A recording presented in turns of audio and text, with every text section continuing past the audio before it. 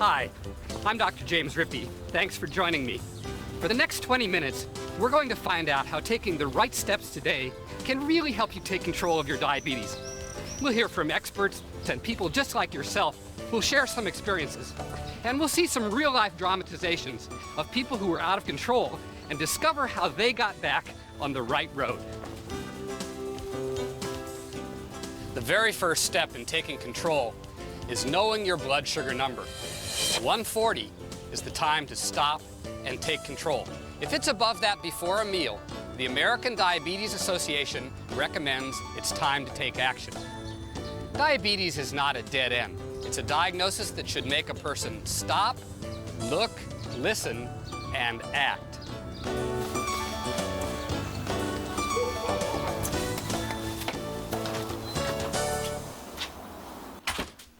You can't act if you don't monitor your blood sugar. Whether you're on pills or insulin, you can't manage if you don't measure. To be at your best, you've got to test. And that doesn't just mean at your doctor's office. You can do it at home or at work.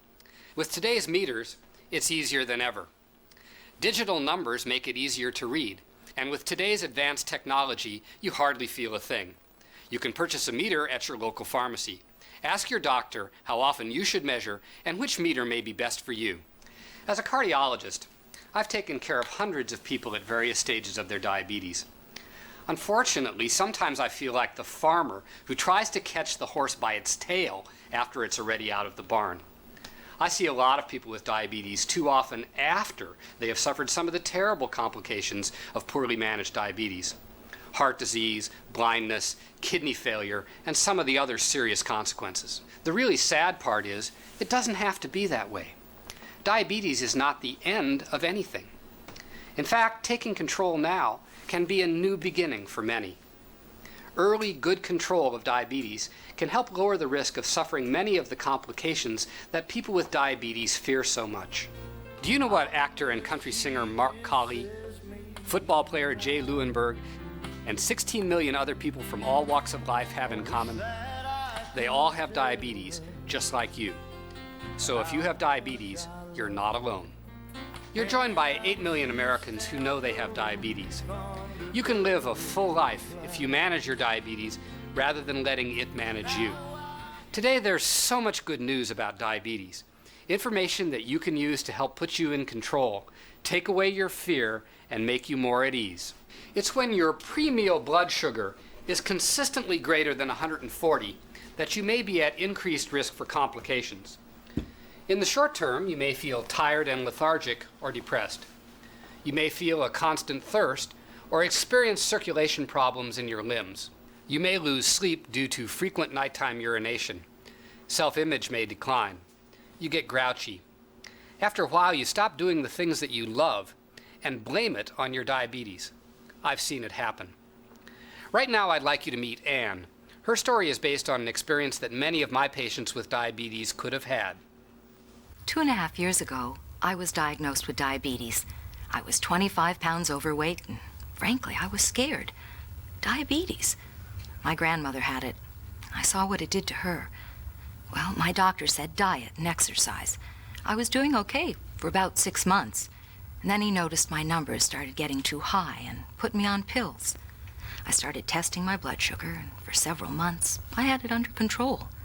But then my blood sugar levels were measuring consistently above 140. Oh, way above. Well, I'm the conscientious type. I mean, I was taking my medicine, but I was up to 180 even though my pill dosage was increased to the limit. I was tired. Figured, hey, diabetes. Fatigue at work, irritable. What can I do? That's diabetes. Then I met Naomi, my new neighbor. Who is it? It's your new neighbor. Hello. Hi, I'm Naomi. I just moved in. Oh. Have you seen my cat? Yes. Oh, it's your cat. I was wondering whose cat it was. Come on in. Thank you. I've been looking for that cat. She just moved in next door. Only her cat, Ferdinand, seemed to find another apartment to her liking. Mine. Well, I invited her to stay for a cup of coffee. Ferdinand was strictly a milk drinker. And before the coffee was finished, I got an invite. Hey, listen, I've got an aerobics class at 6. Why don't you be my guest and join me? Oh, Thanks, but I don't think so. You look like you can handle it. Aerobics not for you? No, I used to. It's just that, well, for the past several months, I really haven't felt up to it. Naomi, I'd really like to, but I have diabetes. Diabetes? I thought, oh no, what am I doing telling her about my diabetes problems? I didn't even know this woman. Diabetes? Honey, that's no excuse. I've got diabetes. I've had it for 5 years. Well, her response kind of shocked me. She looked good. What's more, she seemed so happy, alive. I thought our two diabetes must be different. They were. She was in control of hers. 180? 220? Honey, my blood sugar was once 220. Anne, what are you doing about it? I'm taking pills 3 times a day. And? Is it working? Well, sometimes I'm 180, maybe 200, but not always. Excuse me, but with those numbers, you're not only on the edge, you may be falling off. You know, maybe that's why you're not feeling up to doing much. I'm not an invalid. I do take long walks when I feel up to it. What are you doing about it? First of all, I know what it's like to be at those numbers. Been there, done that. No, thank you. I took pills for about 4 years, and they worked for a while. But my blood sugar was staying above 140. So I started taking insulin about 8 months ago. Insulin? Oh, my grandmother took insulin, and I promised myself I would not stick myself with a needle. No way. I mean, I hate big needles. So do I. Take a look at what I use. I use a pen that has a thin needle. I learned about an insulin pen that makes it easier to dose, and you can hardly feel it. Well, I'll admit I was still scared when I went to my doctor, and he said the insulin word, but he said other words I wanted to hear: healthier, active, control. And I know what that may lead to. Less complications. It's been 5 months. I feel like I used to feel, years ago, alive. I've got more energy. I like myself better. I don't worry about the future because I take care of myself in the present. Oh, and Naomi, I did start going to class with her. She's a terrific instructor. Being diagnosed with diabetes doesn't mean that you go sit in the corner and put your life on hold. Maybe 50 years ago people did that. Taking insulin is no longer a therapy of last resort. For many, it's the answer to keep their blood sugar below 140. And keeping your blood sugar in good control may be the beginning of a more energetic, more vital life. The modern treatment of diabetes rests on 3 legs. 1 is good nutrition. 2 is regular physical activity. And 3, if necessary, is correct medication. What holds it all together? Good control is what holds it together. If your blood sugar is consistently above this number, you may be at increased risk for complications. Complications that may be avoided. But to be at your best, you've got to test.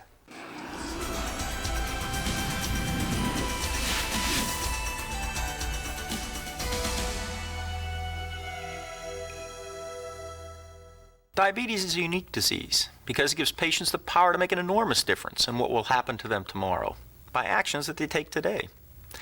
For some people, diet and exercise therapy are enough.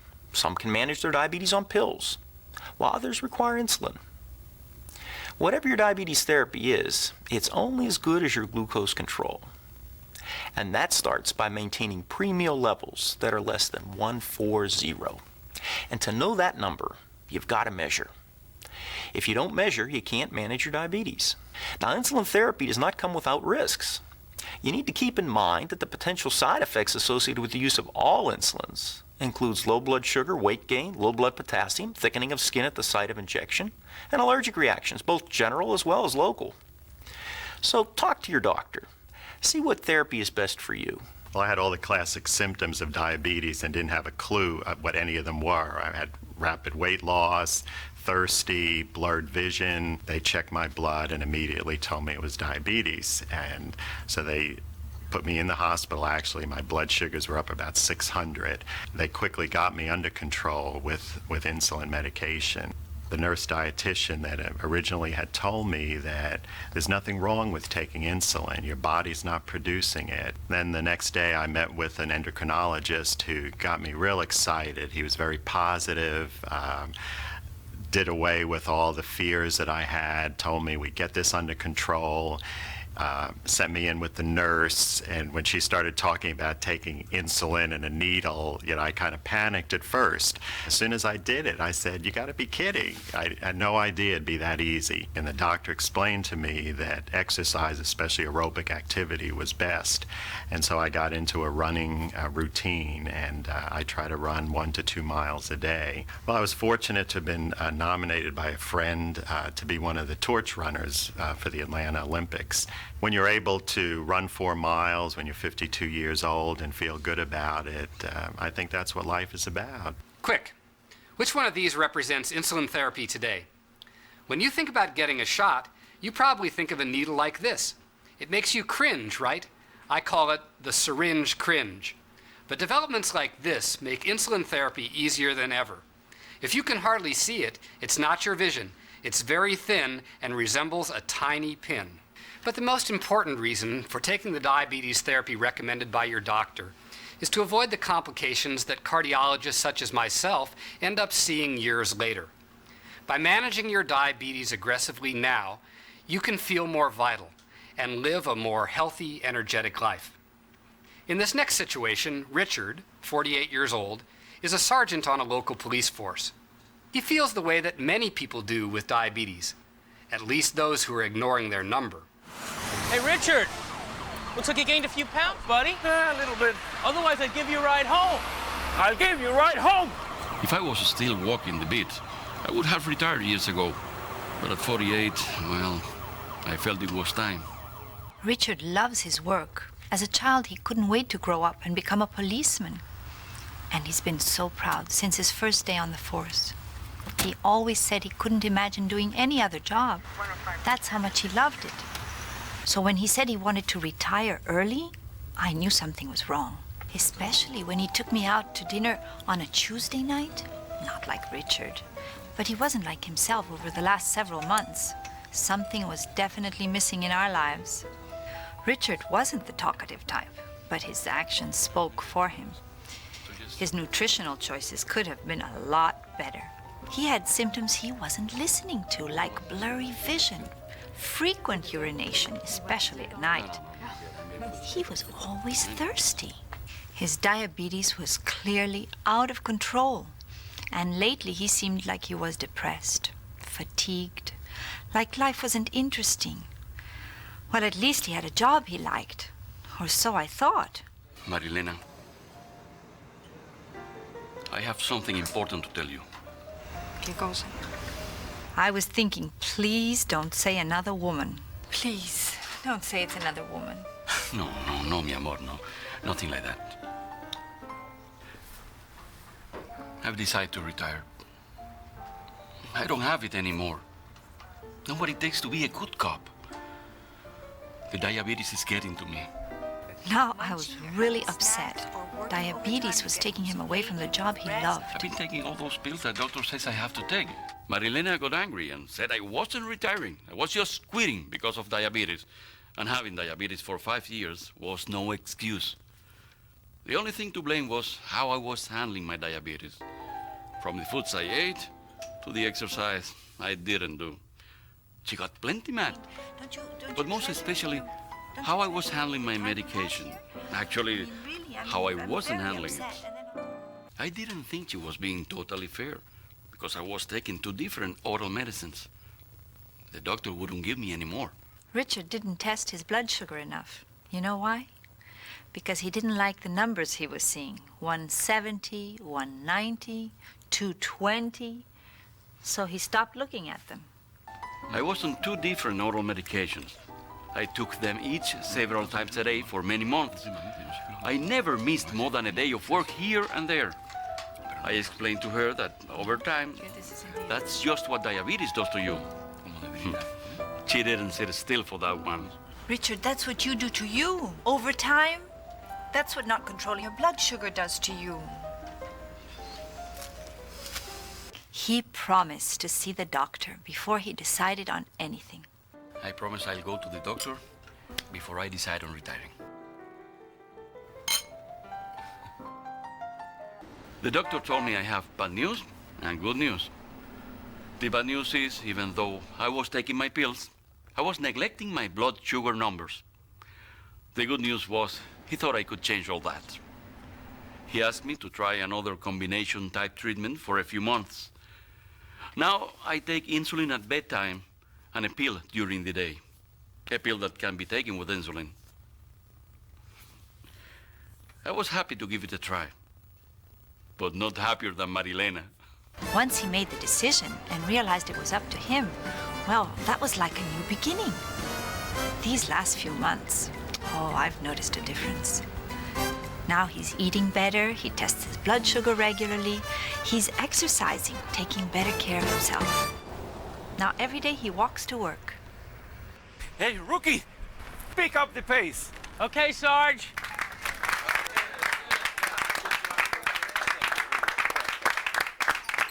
And about that retirement, 19 years on the force. You got a lot of juice left, Sarge. we're going to talk about that in about 10 years. Talk to your doctor about insulin therapy or the treatment that's right for you. It's not surprising that people feel much better once they get their blood sugar under control.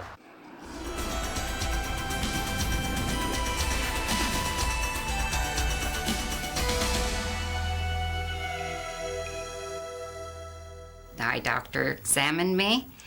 He said, "There is something wrong with your eyes. Do you have diabetes in the family?" I said, "Yes, I do. My grandfather had diabetes." So I said, "Go today and have a blood sugar test." And after the doctor got the report, I got a phone call from the doctor, and I had to go in immediately. And when the nurse asked me, "Do you want me to give you your first insulin shot?" I said, "No way. This is my life. It's the start of my life. From this day forward, I'll do it all." And with all the advanced improvements on the needles being shorter, thinner, finer, you really do not feel. It's not like one of the great big long injections the doctor comes out at you with. Before insulin, my life was very chaotic. The activity level after insulin has been tremendous. As long as I take care of my diabetes, I feel like my diabetes is taking care of me. I quilt, I porcelain paint, I do ceramics, knitting, crocheting. I have 6 grandchildren. Sometimes they have trouble keeping up with grandma. Ready for some more facts? A clinical study has shown that the long-term control of blood sugar can decrease the incidence of eye disease up to 69% and decrease the incidence of kidney disease up to 70%. Those numbers mean that your future can be brighter than ever. But remember the take action level. Say it with me, 140. Whether you take pills or insulin, the only way to know where you are is to test on a regular basis. This next situation demonstrates how diabetes not only affects you, but can affect the whole team.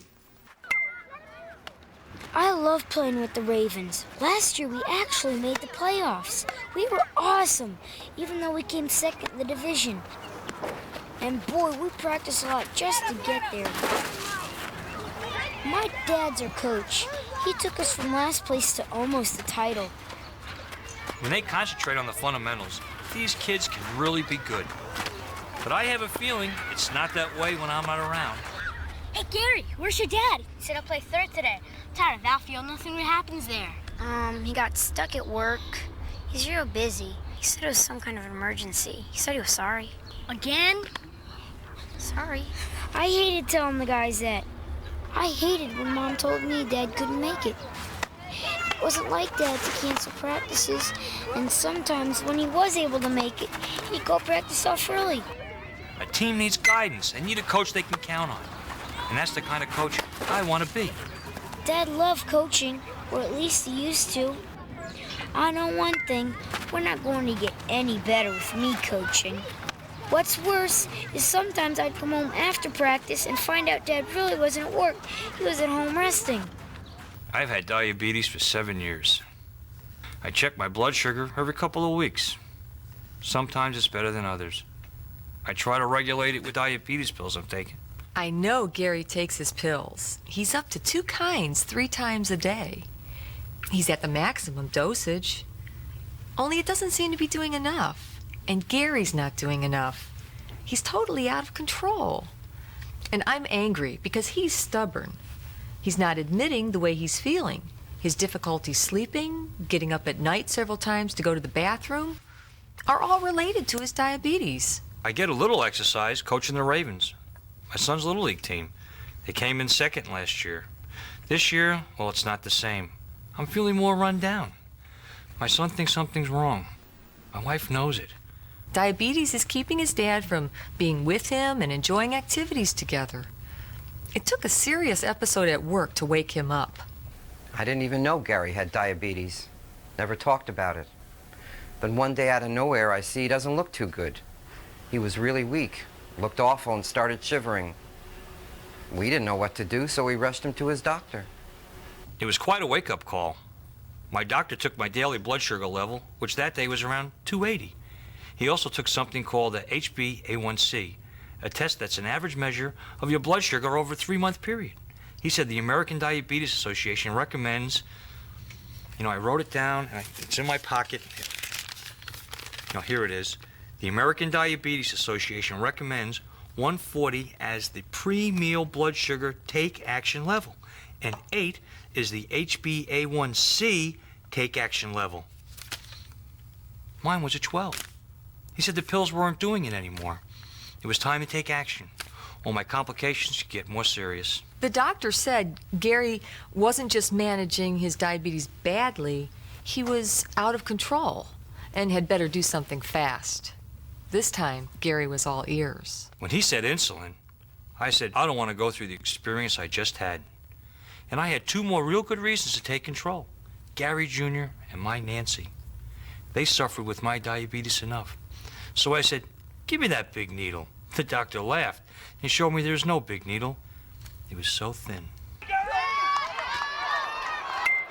The Ravens were rocking. We were 7-1, and you know what? It would be great to win the division. But I feel I've won something special already. Dad was back. Gary wasn't just managing the team well, he was finally managing his diabetes. Good job, buddy. I'm proud of you. To me, that's the real victory. New technologies and discoveries have made insulin therapy easier and more convenient than ever. It's a whole new ball game. Before I went on insulin, I was on the pill, and I tried, with the help of the doctors, obviously, to control what was going on. Like many people, I assume we tried the pill. It just didn't work. When I went on the insulin, things changed immediately for me. My numbers became manageable. I really enjoy getting out, working around the yard, puttering and cutting and planting. I play golf also. I've had the opportunity to be a delegate to the White House Conference on Tourism. No doubt about it, being on the insulin has really made a great deal of difference in where my blood sugar numbers are. It beats the heck out of what the alternative is, and the alternative is not knowing what's going on and shortening of your life. You know who's really in charge of your diabetes? It's not me, it's not another family member, it's you. Ultimately, you're in charge. The more aware you are of what you can do, the more successful your therapy will be. Your doctor can prescribe the right therapy, but every day you'll be making decisions that keep you in control of your diabetes or put you at risk for being out of control. I know this very well because I am not only an endocrinologist, I am also a person with diabetes. Together, you and your doctor are partners in your care. Don't forget that. And as a partner, you have the right to ask questions. With this video, you've received a patient checklist. Take it with you to your doctor to discuss your treatment. It has important questions that you can ask your doctor about your diabetes. You have the right to get the best treatment for you, and that's the one that gives you good glycemic control. It's the one that gives you a pre-meal blood sugar that's not consistently above 140, and a hemoglobin A1C that isn't above 8. If you're beyond those numbers, You need a more appropriate treatment to get you in control and keep you in control. And for many, this kind of good control is achieved through insulin. Insulin doesn't mean that your diabetes is getting worse. It's a way for you to get better, much better.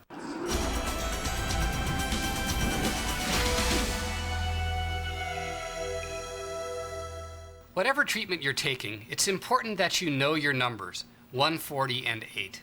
And the only way to know what your number is on a daily basis is to test your blood sugar. Included with this video is a coupon that you can take to your local pharmacy for a free blood glucose meter with rebate and trade-in. Know your number, and together, let's do a number on diabetes. Intensive insulin therapy should be implemented cautiously with regard to age, capabilities, coexisting diseases, a history of severe hypoglycemia, or unawareness of hypoglycemia.